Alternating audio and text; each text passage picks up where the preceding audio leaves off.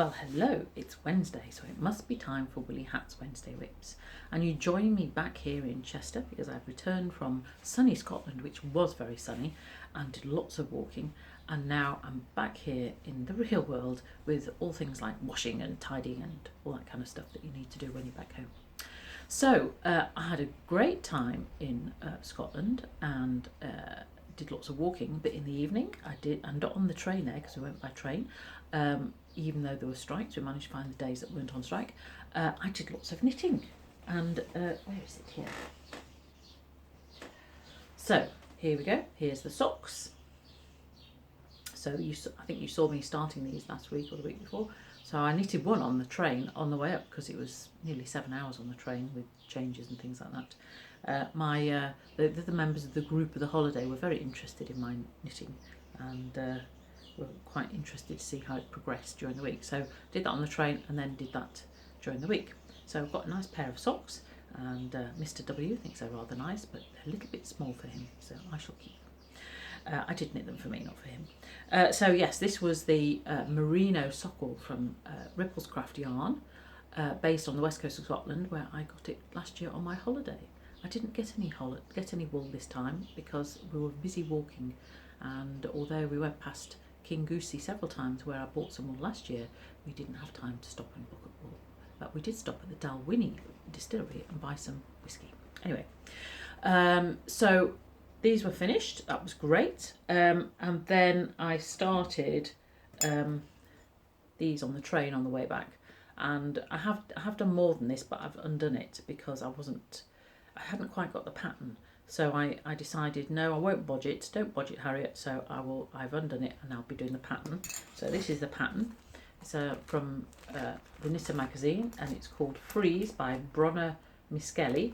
And I quite liked it because I don't know whether you can see it's called a mock rib. So it's just basically a little bit of lace knitting that makes it look like a rib. So now I've got the hang of that, I shall be going on with that. So the other things, when I got back from Scotland, I did the finishing touches to the tartan mosaic blanket I was crocheting for Faye and Travis, who are getting married on Saturday. So great excitement in the household, a mum's household. We were doing some wine tasting as well to make sure that what they were giving the guests was suitable quality. So I handed over the blanket, which you might remember seeing. And if you haven't seen it, go and have a look at the Instagram and Facebook feeds because I've got pictures of it there because I am quite pleased with it. So the crochet is mosaic crochet. I did a little workshop on this last year, so if anybody wants to have another go at that, let me know. And I based it on the McDonald tartan because Faye's family are McDonald's. And I did sort of add another cut. I added some yellow in because it was getting a bit green and blue and red. I need something to break it up.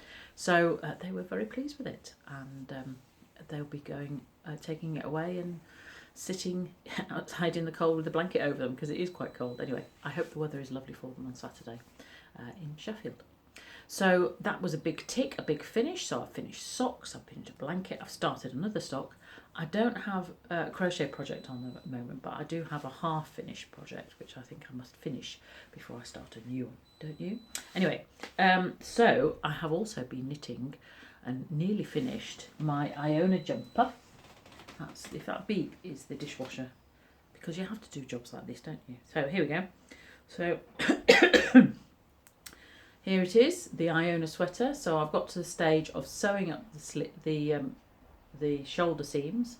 Now I've sewn up both shoulder seams here because I'm using a circular needle to do the collar so that there's no seam.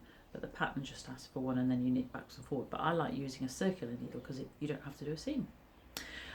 Much as I love mattress stitch. Anyway, so I'm knitting that, and that's a big sort of rollover collar, so that would be nice to wear in the cold weather, which we're having now. Anyway, so there we go. So I quite like this. It's a lovely pattern. Sarah Hatton, who I love, she does really practical and interesting patterns that aren't too complicated but look really good. So this one she did for West Yorkshire Spinners, and she's called it Iona, and I'm knitting with wool from Iona, so that is rather nice. So I think I might have to plan a trip to Iona next year, so, or even later this year, who knows.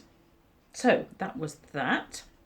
So as I said, I haven't got any crochet on at the moment, so I need to do that, but I'm sure I'll find something. The other news is I have booked the hall in, or the meeting room in the Vicar's Cross United Reformed Church for classes in September, October and November. So I'll be sending out what I'll be doing in a newsletter and also putting stuff on social media. So the first thing, I'll send it out to existing customers first, so they get first dibs at the courses and classes.